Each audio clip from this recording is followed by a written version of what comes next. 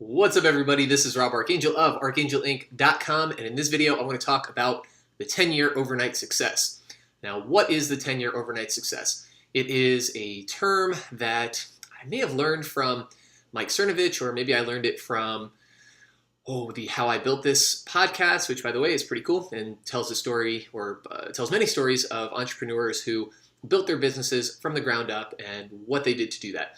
Anyway, the idea is what looks like overnight success is often actually predicated on many, many years of consistent quality work, building the foundations, building your foundation up so that by the time the opportunity comes and you're in a position to actually really capitalize very rapidly on some of your success, you have those strong foundations. It's not built on sand, and you're able to provide really great product or service that people need and value, and that you can really profit from. So one of the stories, for example, is I forget the person's name, but the founder of Honest Tea, I think, and they were bought by Coca-Cola or Pepsi Cola, or one of the big cola distributors.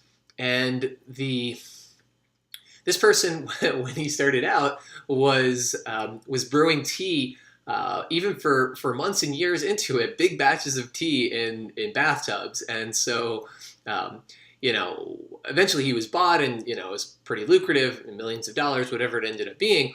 But that was all based on doing all this work himself, spending nights up late, working with different distributors, getting his product out there, building his brand, getting people interested in the product enough that when Coca-Cola or Pepsi or whoever it was came around, they say, "Hey, you've got a pretty good thing going here. We want in. We want to buy that, and we want to make it worth your while to let us, play the game, play your game." And so, to somebody who had never heard of Honesty before, or maybe had heard of them 6 months before or something, it looks like, oh boy, this person, they have all the luck. Here they are being made kings by Pepsi or Coke or whoever, getting this $1 million buyout, and that's great. I wish I could do that, but the reality is they worked really tirelessly. This person worked really, really tirelessly for many years in relative obscurity, but he cared. He cared about his product. He wanted to do this. He really believed in it and was willing to put in the work. And that's partly why people say that you should follow your passion. It's not that your passion is necessarily going to be profitable. Oftentimes it's not.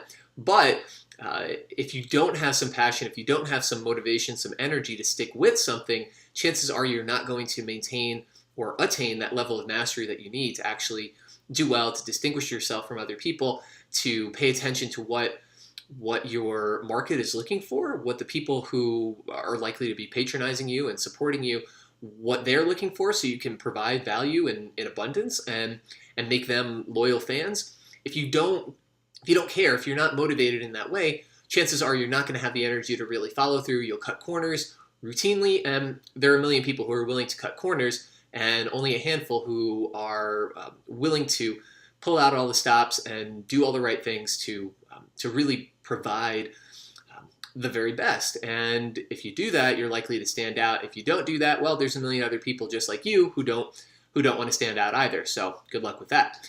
Anyway, that's the idea of the 10-year overnight success. Rome wasn't built in a day. There's no free lunch. You can think about it with all sorts of different pithy aphorisms. But the short of it is, put the work in, be willing to do the work, and eventually you may or may not, but hopefully you put yourself in a position where you can actually succeed and really capitalize on all of your efforts. And even if you don't, well, you've developed really good habits, and you can use that training and that persistence and that mindset of really trying to go above and beyond and deliver abundant value to your clients, to your customers, to apply to your next project and whatever it is that you're going to do, that hopefully will meet some needs and be of value to others, so that you can do really well yourself. So hope this has been helpful. If you have any questions or comments or other ideas on entrepreneurial topics that you might be interested in me talking about, let me know in the comments down below. This is Rob Archangel of archangelinc.com. I will see you all next time.